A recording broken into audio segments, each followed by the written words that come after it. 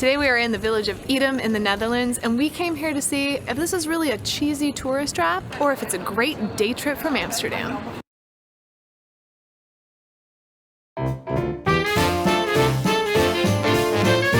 Good morning, Katrina. Start over. Good morning, Katrina. Good morning. Can you hear me over the tourists? No, I can't actually. There's a lot of tourists here in Edam today. We're about 30 minutes north of Amsterdam. Quick little drive up here. I've never come up to these villages in this area because I've always heard they're sort of tourist traps. I mean, judging by the buses that we saw pull up this morning, they might be, but we need to find out. It's an incredibly popular day trip destination if you are touring Amsterdam. But now we want to go find out the story of Edam cheese. You guys have probably heard of this type of cheese, and we're gonna find out the origins of it, hopefully taste some of it. I just want to eat it, really. I mean, that's why we're here, is to eat cheese today, basically.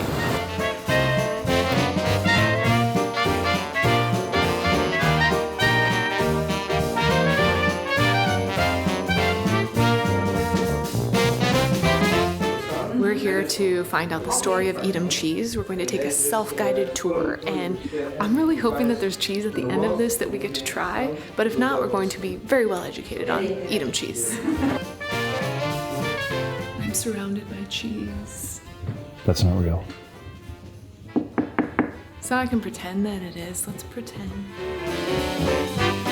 They are part of the traditional costume in the Netherlands. Before the Second World War, it was very common to wear them in villages and in the countryside. Each region had its own costume.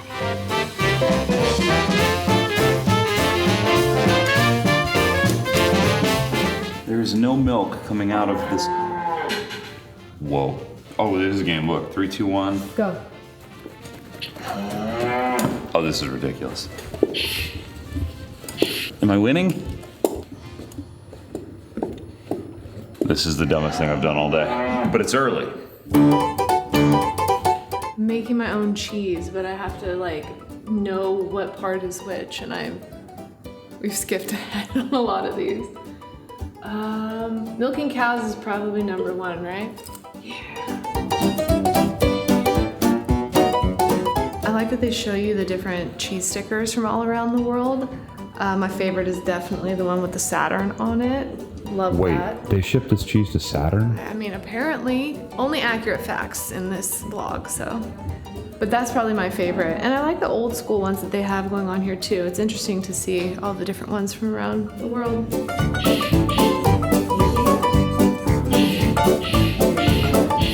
Cheese master. It's him. Oh, yes, it's it, yes.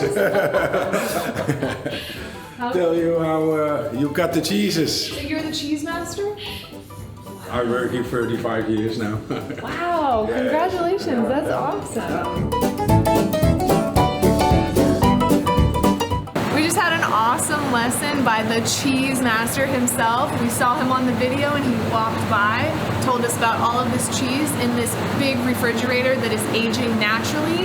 They turn these every single day because the milk drains and then they have to turn it and it drains back down into it. Can you imagine? I wonder if they're hiring. This side is the older cheese, the oud cheese. That's my favorite. I like it when it gets little crystals in it. 40% milk fat versus Gouda, which has 48% milk fat. I'm learning things.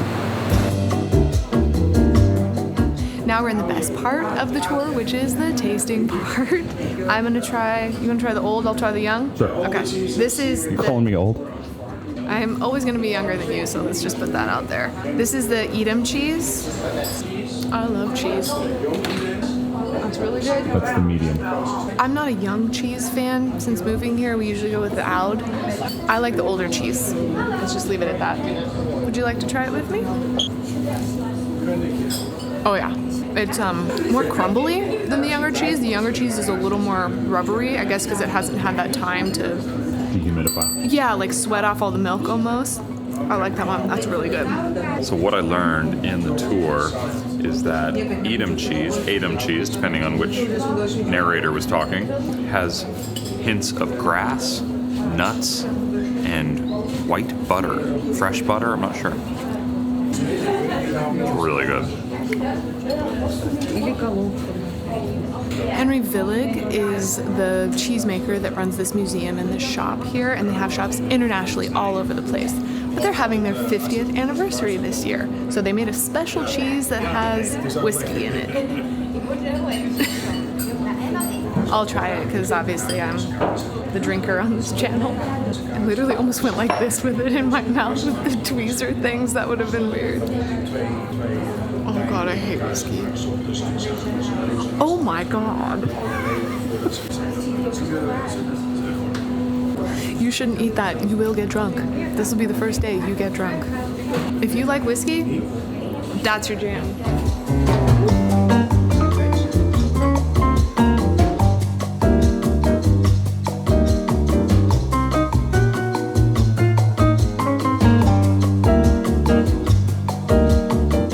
I would have expected after a global pandemic where a lot of people died and we learned about washing our hands and cleanliness that people wouldn't stick their hands into free cheese and just... But we as a people apparently have not learned anything, as I saw many people just sticking their dirty, gross hands into the cheese, which made me want to eat less samples. So we bought some of our own. Well, also, like, be aware of your surroundings. You see other people using the tongs. People.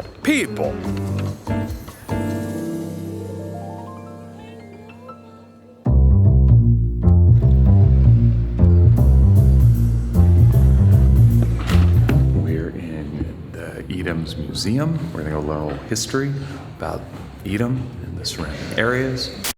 Okay, so we're a little bit slow sometimes. That's actually not the museum.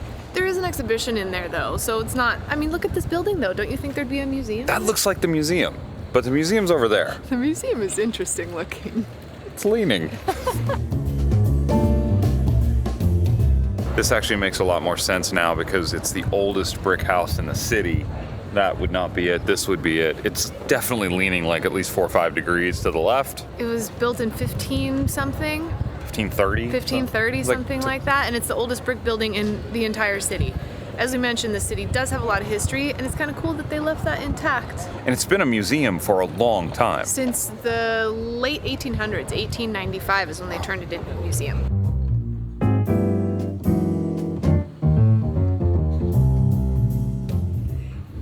If the Dutch are so tall, why is everything built? Maybe they weren't so tall 500 years ago. Maybe. This is a very traditional house that they've left intact of how it was built back in the 1500s.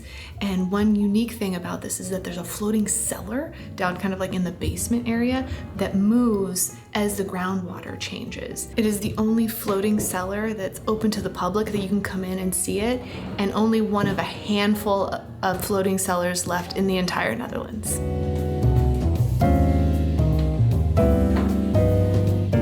This is like dangerous. Help me. There's a functional reason for this with like food storage and keeping everything dry, but there's also a more romantic. Oh yes, this is very romantic. No, there's a more romantic story in that sea captains built cellars like this because they missed the swaying of the sea and they would sleep down here. Holy crap. Oh my gosh, it's floating. It's moving. Oh, it's moving. That is so strange. Come over here so it floats this way. It drops.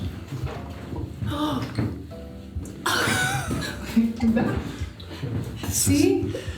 So it's basically like a big hole. Oh, I'm very excited. And they built like, I don't know, just a little box that floats underneath the floorboards and you can store stuff. This is strange. It's to keep the food dry. Yeah. And it's the coolest place usually in the house because of the groundwater. So this is where you would sleep in the summer. Oh, this is fun. I've never seen anything This like this before. I didn't actually know this was a thing. I didn't learn about this in world history. Weird. Whoa. It's like being on a boat, but under your house. It can't move more than about 4 or 5 inches. It's like a waterbed.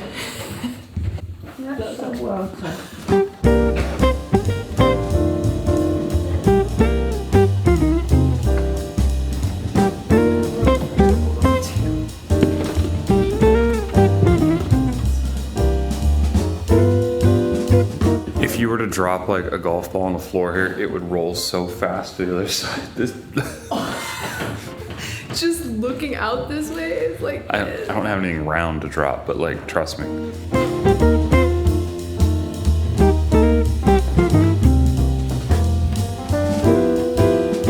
The art in here is amazing. The old Dutch tile work, like, it's really neat. Everything's unique because it's all hand painted. It's like that Delft-looking pottery, but tiles and. It's awesome. There's one more floor, go all the way up to the top. If I can make it up these stairs. They're all different types of mermaids and fish and whales. Those are neat. I like those a lot.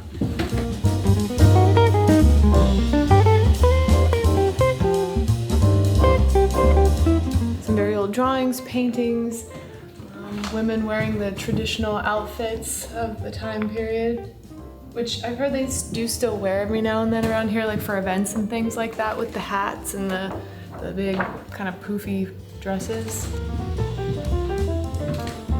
That is a fancy clog. This room's haunted, 100% for sure, by that girl.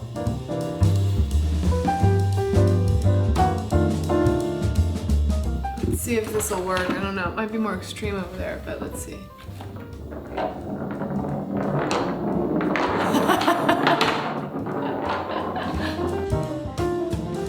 Last stop, the bedrooms right above the kitchen with a leg of meat. It's almost like the heat's coming up from the kettle down there and it's like cooking it or steaming it or something. Don't know. Smoking it, maybe? Smoking it? Yeah, I don't know.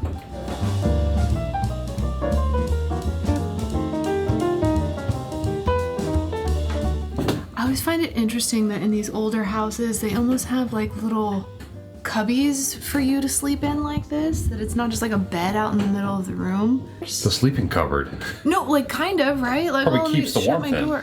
Maybe, yeah. I kind of like it.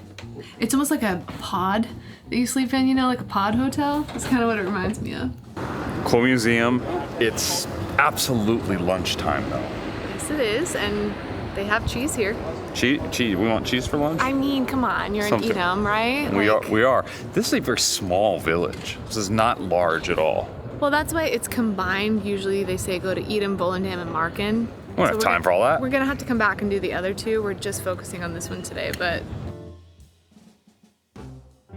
Welcome to Volendam. windy Volendam. But we're here. We're on Marken. It's not an island. I said island. It's a peninsula.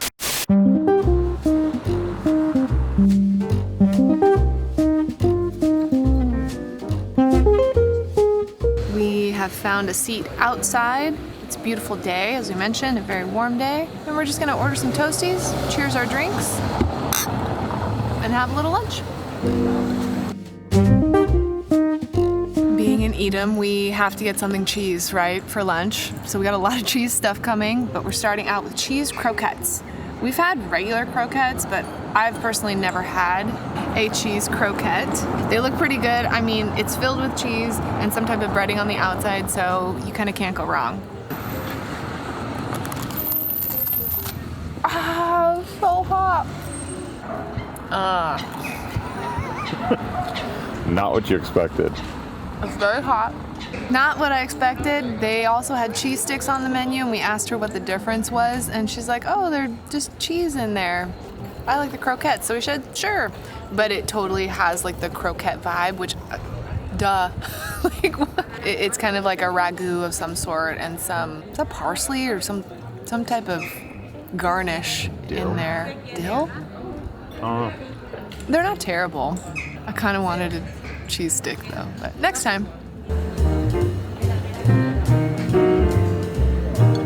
Katrina and I have had a conference about these croquettes. Upon further review, we both really like them. We were expecting like a cheese stick, like piece of cheese melted in breading, and what we got was croquette mixture melted in breading, but it was cheese croquette mixture, which we both really liked. Thumbs up to your croquettes.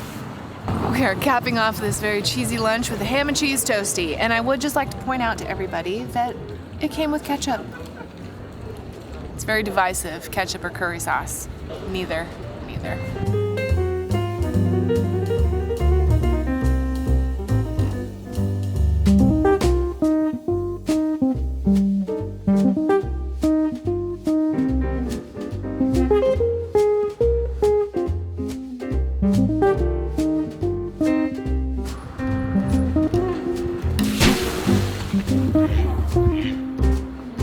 mean, how cute is this? Super cute. Look down these walls in this canal, the plants coming over and ducks landing in front of us. Very cute. I like little shops like this, little trinkets. I think it's like a thrift shop, but they have a lot of glassware in there. I like it.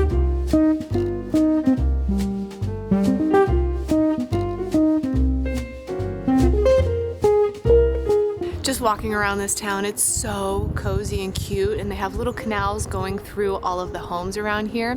Behind me right here is the Kwakkelberg, which is a seesaw bridge and one of the few bridges like this throughout Edam. It's unique because it's like a seesaw. It opens up like this to let boats and stuff pass through and then lowers back down to let bicyclists go over it.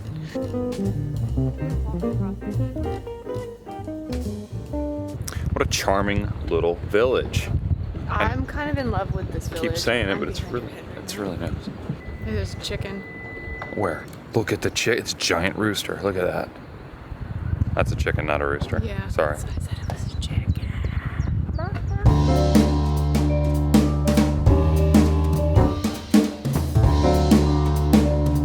Do you see this big giant black cat? We're gonna go meet him. He loves me.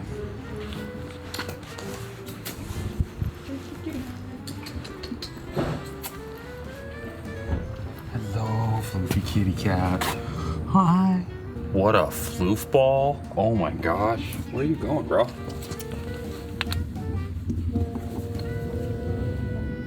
Wow. He's like, I live here. This is my house by the blue door. Whoa.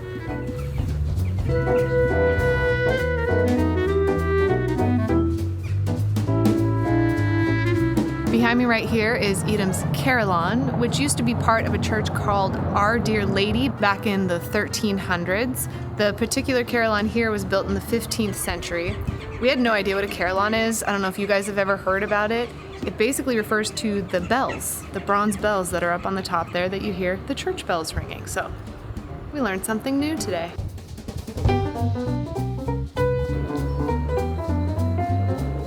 The church that was attached to the Carillon is in the area, or used to be in the area where we're standing right here, and that was demolished back in the late 1800s. The Carillon almost went over with it, and if you look at it from far away, it's still kind of leaning to one side. They did manage to save it. They put some supports in there to keep it standing and have completely refurbished it, so now it's no longer in danger of falling over.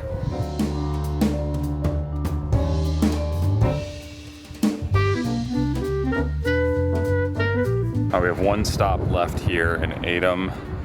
What does it involve? Cheese, of course. Hello. More cheese. So this is the Kasvag Edam, where they weigh the cheese.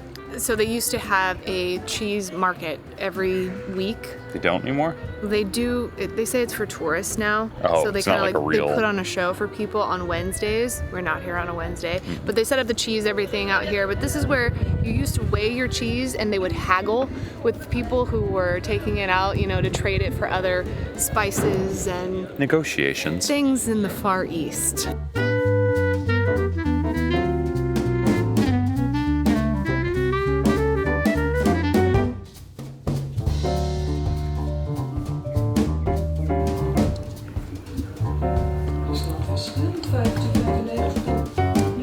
Excellent. So I think Henry Villig has sort of a corner on the cheese making in this area, Seems that way. because this is literally all of his cheese again. Probably owns it. That's my guess. Probably. I'm not sure, but they keep this area open because this is where the cheese market used to happen, and so this is where the VAG, the weigh station, is. So historically accurate, I guess. They've got the weights in there for the giant scale. It's neat. It's cool That to was see. interesting to me, actually. I don't know. I hadn't really thought about how they would do it, but it's literally like you just take these old school like kettlebells almost and put them on there until it evens out, and then You know the weight. you haggle and you go, absolutely not, I'm not paying that, and there you go. Here's some cheese. I like cheese. I like cheese. I like this village. I really enjoyed our time here in Oh no. Edam. Oh no. What? Cheese me. Oh no.